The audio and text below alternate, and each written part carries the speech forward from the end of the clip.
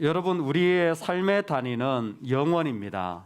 그런데 그 영원을 살아가는 우리의 모습을 하나님은 하루짜리라고 말씀하셨습니다. 분을 품어도 언제가 되기 전에 그 부문을 다 내려놓으라. 해가 지기 전에. 하루짜리라는 거예요. 여러분, 우리의 마음이 영원을 향하지만 하루로 주님 앞에 새로워질 수 있기를 간절히 소망합니다. 오늘 이 아침을 통하여 우리는 다시 한번 하나님이 우리 안에 가장 귀한 보물로 세워지는 은혜가 있기를 간절히 소망합니다. 아멘. 아무리 힘들고 어려워도 나를 툭툭 털고 일어날 수 있는 사람들, 어떻게 살아가야 할지 몰라도 여전히 그 가운데 자기의 자리를 걸어갈 수 있는 사람이 바로 크리스찬인 것 같습니다.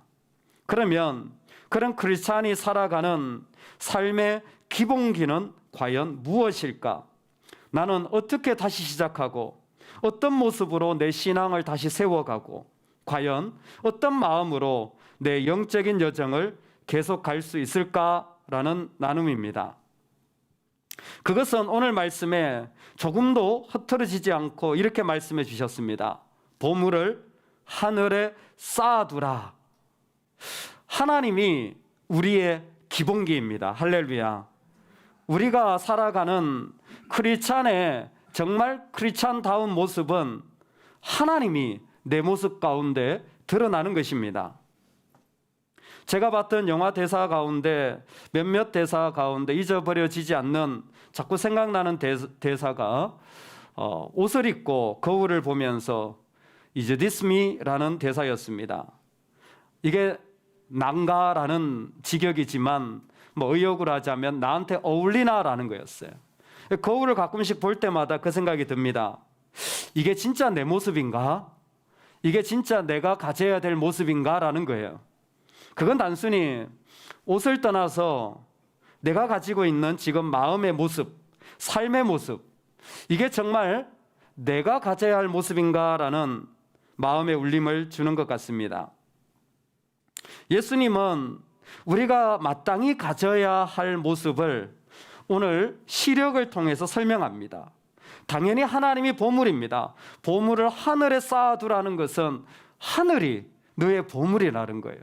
즉 하나님이 너의 보물이라는 간접적인 설명입니다.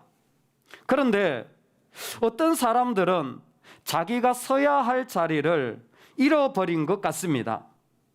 자기다운 모습을 잃어버린 모습을 시력이 나빠졌다라고 표현하고 있습니다. 눈이 나쁘면 온몸이 어두울 것이다.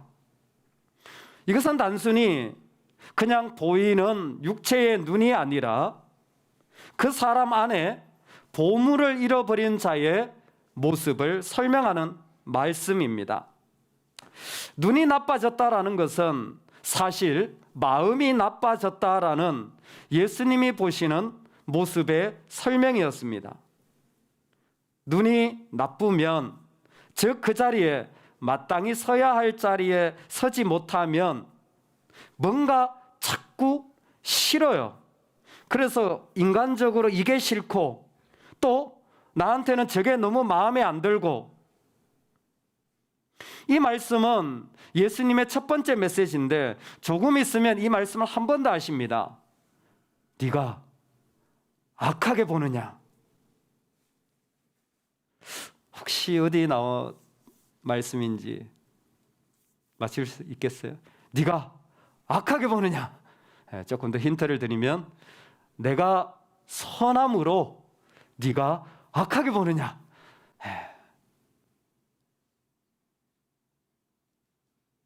한 데나리온, 품꾼, 아침 9시, 저녁 5시, 이제거든. 거기에서 이 말씀을 다시 한번 설명하세요. 네가 악하게 보느냐? 너 눈이 나빠졌다라는 거. 어떻게 그르칠 수 있습니까? 공정하지 않습니다. 그건 합리적이지 못합니다. 어떻게 9시에 왔고 5시에 왔는데 똑같이 한 데나리온을 받는다는 말씀입니까? 눈이 나빠지면 그 가운데 예수님의 말씀하신 이 모습이 드러나는데, 내가 선함으로 네가 악하게 보느냐? 내가 관대한 것이 너는 싫으니? 우리가 우리의 자리를 잃어버리면 예수님의 선하심과 관대함을 받아들이기가 대단히 어렵습니다. 즉, 내가 예수님을 향하여 한결같은 마음으로 그 예수님의 관대함을 받아들이기에는 나는 너무 못마땅하고 이해할 수 없어요. 그래서 공정한 대우를 받은 형으로서는 아무 자격 없는 동생이 그 아버지의 관대함을 받는 그 모습을 도무지 찬성할 수 없는 겁니다. 이 모습은 신약에만 있지 않았습니다. 내 시작은 미약하였으나 내 나중은 창대하리라. 사실 이 말은 빌닷이 자기의 친구 욥이 아플 때 네가 회개해라, 그러면 네가 창대케 될 것이라 라는 메시지였습니다. 이 메시지는 어머 너 잘 될 거야 이게 아니라 그 마음에서부터 분이 끓어오르고 있습니다. 어떻게 자기를 의인이라 그러고, 어떻게 자기는 하나님 앞에 정말 성실하게 나름 최선을 다했다고 말하느냐? 그 안에서 그럼 욥을 보면서 울분이 터트러 오르는 거예요. 그리고 자기 자신을 찢어요. 하나님이 그렇게 표현하셨습니다. 빌닷을 향하여 울분을 터뜨리며 자기 자신을 찢는 사람아, 너 때문에 땅이 버림을 받겠느냐? 바위가 그 자리에서 옮겨지겠느냐? 사실 빌닷은요, 너무너무 욥이 못마땅한 겁니다. 그래서 가슴에서 우라통이 터져요. 내 옷을 찢을 만큼, 아니 내 심장을 찢을 만큼 도무지 인정할 수가 없어요. 그런데 하나님 말씀하시는 거예요. 네가 바위 하나 옮길 수 있니? 자기 확신이 의외로 우리를 거기에 빠지게 만들어서 너그러워야 할 올바른 눈을 나쁘게 하는 일들이 곳곳에서 일어나고 있다라는 것입니다. 지금 예수님은 바로 주님을 향하여 그 하나님이 한결같으시다면 나도 그와 같아야지 라는 것이 아니라, 눈이 나빠져서 도무지 그 마음에 그 이런 것은 너무너무 참을 수 없는 자리로 살아가는 영적 모습을 그 가운데 말씀하시는 것입니다. 요즘 어떤 유튜브가 좀 예쁘장하게 생긴 여자인데 뭐 먹방이라고 그걸 찍는 유튜브더라고요. 깜짝 놀랐어요. 그러니까 나이도 얼마면 저기 애가 호리호리한데 라면을 23개를 끓여 먹는다는 거예요. 자기 기록이 23개라는 거예요. 그래서 정말 이거 어떻게 거기에 들어가지? 이 생각이 들었는데 거기 인터뷰가 이런 게 나오더라고요. 혹시 당신 위는 어떻습니까? 위를 찍어봤습니까? 이렇게 묻는 거예요. 또 위를 찍어봤다는 거예요. 그렇게 음식을 자기가 100% 먹었다, 정말 꽉 찼다라고 했을 때 그 위를 찍어보니까요, 위가 다 온몸을 덮었대요. 실제로 그렇게까지 늘어난대요. 내장이 다 뒤로 밀려가 숨었대요. 우와.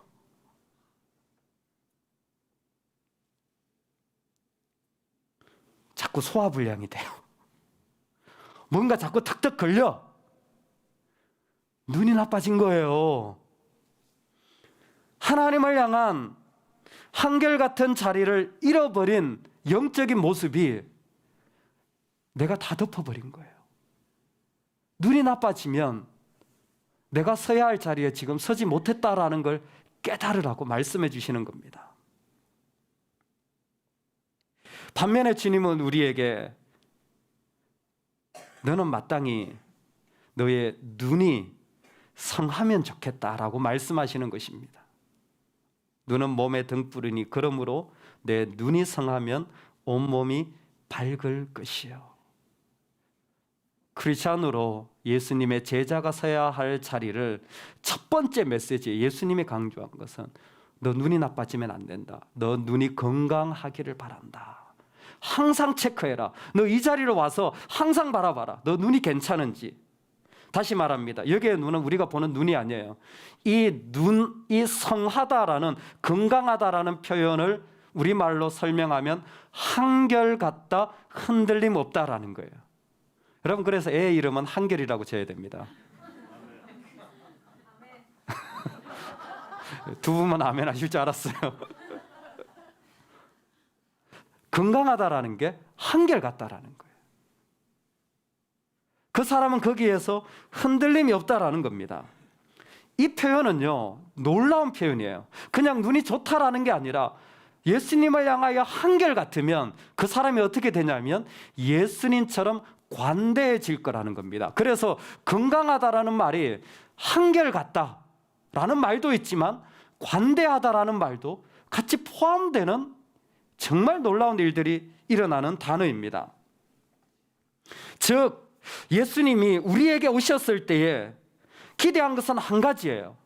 우리의 모든 죄악을 벗어 던지고 하나님을 향하여 한결같은 충성을 가진 자로 살아가길 소망한 것입니다. 로마서 12장에 말합니다. 약속의 자녀가 된 것은 너희가 태어나기도 전에, 악을 행하기도 전에 오직 부르시는 이로 말미암아 서게 하려 함이라. 우리를 주님이 택하신 것은 이 땅의 어떤 모습이 아니라 우리를 부르신 분으로 서기만을 정말 원하셨다라는 겁니다. 그래서 정말 눈이 건강한 사람, 그 마음이 한결같다라는 것을 주님은 정말 재미있게 이렇게 표현했어요. 그 사람의 마음을 열어보면요, 주인이 하나라는 거예요. 이걸로 딱 설명이 된다라는 겁니다.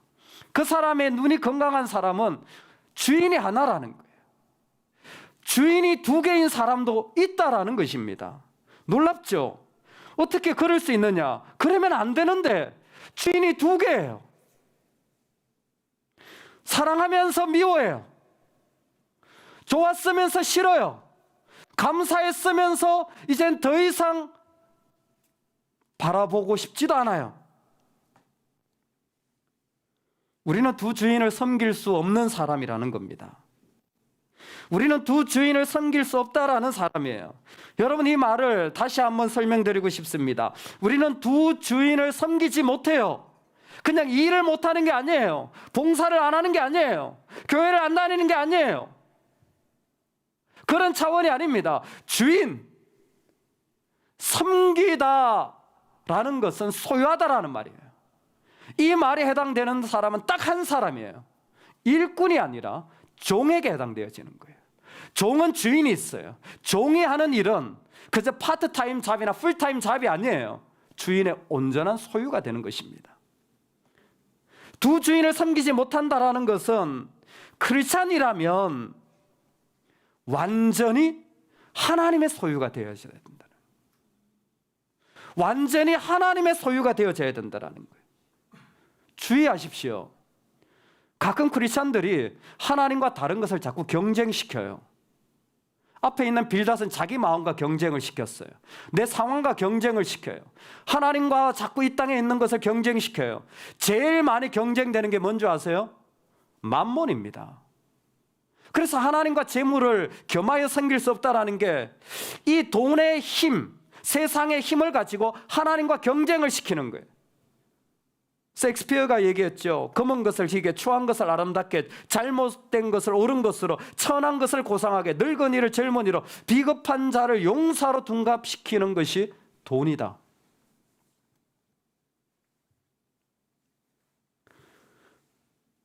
재밌는 것은 사단이 돈을 경쟁시킬 때 노리는 것은 우리에게서 돈을 원하는 게 아닙니다. 우리에게서 하나님의 자리를 빼앗아 버리고 싶은 거예요.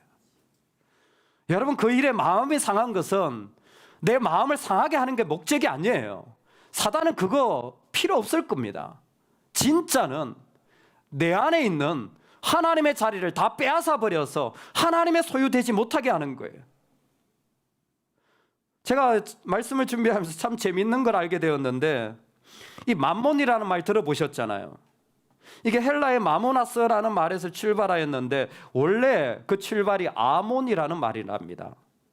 이 아몬이라는 말이 신뢰할 만하다라는 의미예요. 그러니까 뭐예요? 돈이라는 것이 맘몬으로 표현됐을 때는 사람들이 돈 있으면 뭔가 든든하고 신뢰할 만한 거예요. 그래서 표현되어진 겁니다. 근데 이 아몬이라는 말이 우리가 많이 쓰는 말이에요. 이 말이 아멘의 기원이에요. 저희 본문을 보면서 참 재미있었어요. 같은 말을 가지고 어떤 사람은 하나님께 아멘 아멘 하는 사람이 있고, 어떤 사람은 하나님에게 경쟁을 시키는 사람이 있는 거예요. 하루가 지나도 안 풀려요. 이틀이 지나도 안 풀려요. 3일이 지나도 안 풀려요. 내 마음을 풀 수가 없어요. 폭발할 지경이에요. 계속 하나님과 경쟁을 시키는 거예요. 근데 어떤 사람은 아니에요. 하나님께 계속 아멘 하는 거예요. 작년에 호세아서 큐티 집필을 마치고 그 출판사에 보냈는데, 얼마 전에 편집자가 이제 올 가을에 실릴 거라고 자기가 다시 편집을 했다고. 이 출판사가 1년에 한 번씩 편집자가 바뀌는 거예요. 그 저는 이 사람한테 보냈는데 편집자가 또 다른 사람이 왔어요. 여러분들이 잘 모르실 수도 있는데 저자보다요 편집자가 힘이 더 셉니다. 편집자가 거의 다 다르게 해요. 실제로 학문 분야에서는요 편집자가 저자의 의견과 정반대로 쓰는 경우까지도 많습니다. 그게 편집자의 힘이에요. 근데 사실은 호세아서를 이렇게 연구해서 보냈는데 다 빨간 펜이에요. 편집자들이 하는 일이 빨간색이에요. 그게 빨간색, 상당히 기분이 좋겠죠. 너 이거 틀렸어.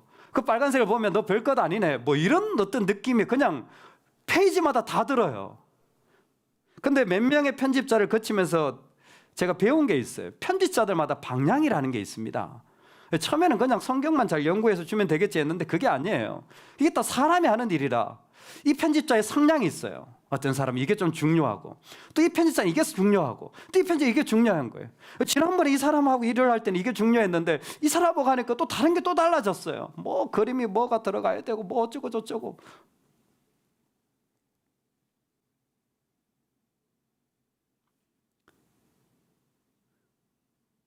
아, 그렇군요. 빨간색이 있더라도 분노하지 말고 받아들이시기를 주의 이름으로 축원합니다. 왜요? 저의 목적은 그냥 써서 누군가라도 도움이 된다면 그것으로 만족합니다. 빨간색을 보면서 눈에선 불이 나지만 마음으로는 계속 중얼거리는 거예요. 내가 이거 또 고쳐가지고 만약 조금이라도 도움이 된다면 그렇게 해야지. 책은 불타고 잉크는 마르고 번역은 완벽하지 않아도 말씀은 변하지 않는다. 얼마 전 크리스티애니티 투데이가 성경책을 중심으로 글을 썼는데 불탄 성경도 많고 잉크가 번져 있는 것도 많고 번역이 참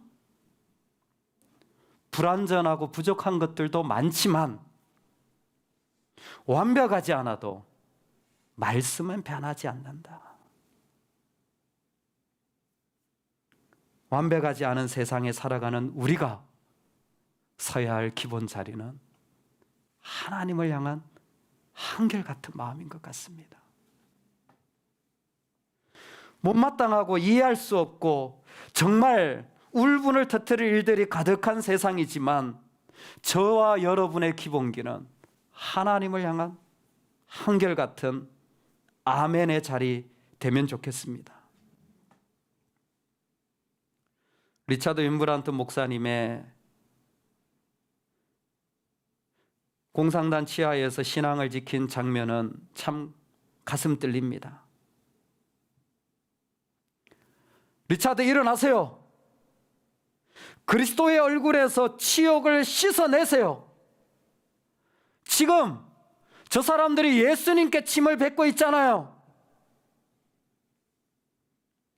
스탈린이 힘으로 루마니아를 침공하고 루마니아에 있는 모든 기독교 종교 대표자들을 한 강당에 모아놓고 스스로 그 회의의 회장이 되어서 정치적 이념을 위하여 종교적 관념은 사라져야 한다라는 강의를 하고 있는 때였습니다.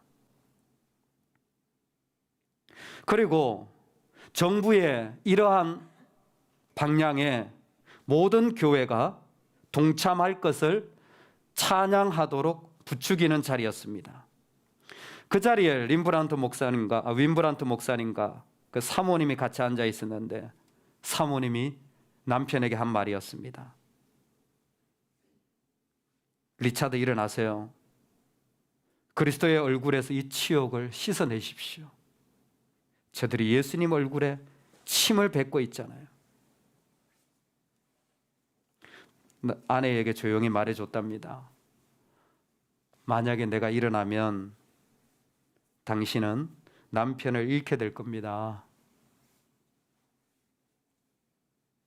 그랬더니 부인이 얘기했대요. 난 급쟁이를 남편으로 두고 싶지 않아요. 죽으라는 거지.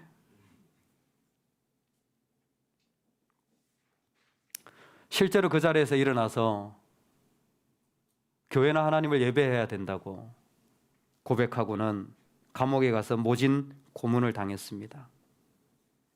기도만 하려고 하면, 두 눈을 감기만 하면 간수들이 데리고 가서 때리고 고문하고 말할 수 없는 고통을 했습니다. 그런데 그리스도의 고난이라는 책을 통하여 윈브란트 목사님이 고백하는 것이 참 놀랍습니다. 나는 나를 고문했던 사람들에게 털 것만큼의 원한이나 응어리가 없다.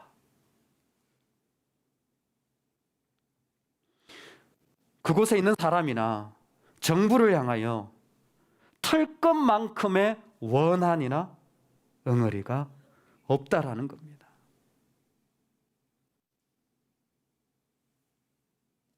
어떻게 그것을 견뎌냈습니까? 마음을 씻어내면 됩니다. 예수 그리스도의 사랑으로 깨끗해지면, 그 사람이 마음으로 그리스도를 사랑하면 모든 고문을 견딜 수 있습니다. 신부가 사랑하는 신랑을 위해 못할 일이 무엇 있겠으며, 어머니가 사랑하는 자녀를 위해 못할 일이 무엇 있겠습니까?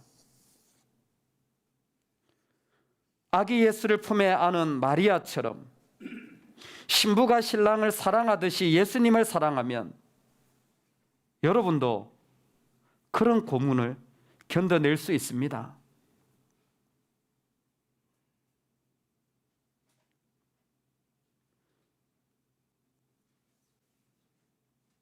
내가 그리스도와 함께 십자가, 그런즉 이제는 내가 사는 것이 아니요 오직 내 안에 예수께서 사신 것이라. 이제 내가 육체 가운데 사는 것은 나를 사랑하사 나를 위하여 자기 몸을 버리신 하나님의 아들을 믿는 믿음 안에서 사는 것이라. 우리 이 자리에 다시 섭시다.